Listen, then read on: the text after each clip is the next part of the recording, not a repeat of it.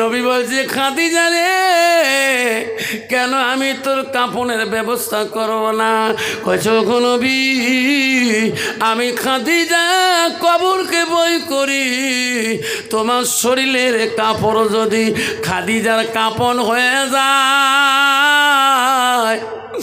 আমার কবরে কোনো আর ভয় থাকবে না। নবী গো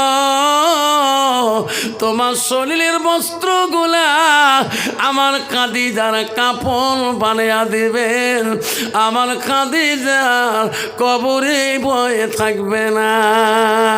ওগো নবী আমি খাদিজা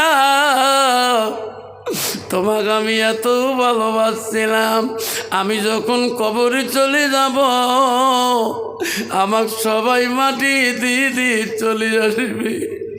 নবী গো আমি তোমাকে এত ভালোবাসছিলাম, সবাই চলে যাবে, আমি খাদিজা কবরে একা কেমন করে থাকবো? ওগো নবী আমার জন্য অপেক্ষা করবেন।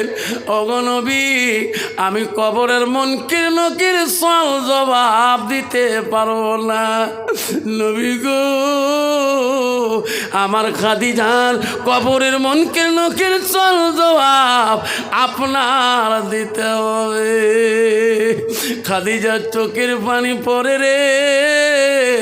ওই দিন রাসূলুল্লাহ নিজ হাত দিয়ে খাদিজার চোখের পানি মুছে দিয়েছিল। ওরে খাদিজা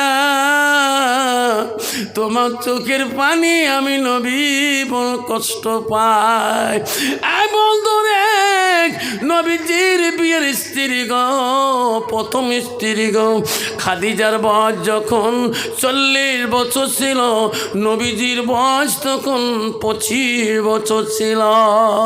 খাদিজা দুনিয়া থেকে চলে গেল, খাদিজাকে মাটি দিয়ে সবাই সাহাবারা বাড়ি মুখে হয়ে গেল। আমার নবী যায় না,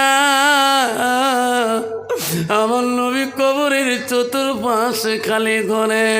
আল্লাহ বলে জিবরাইল রে নবী যতক্ষণ কবরের পাশে থাকবে অতক্ষণ মুনকির নকির ফেরেশতা যাবে না।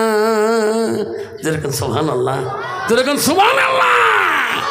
ও জিবরাইল আমার নবীকে বলিয়া দে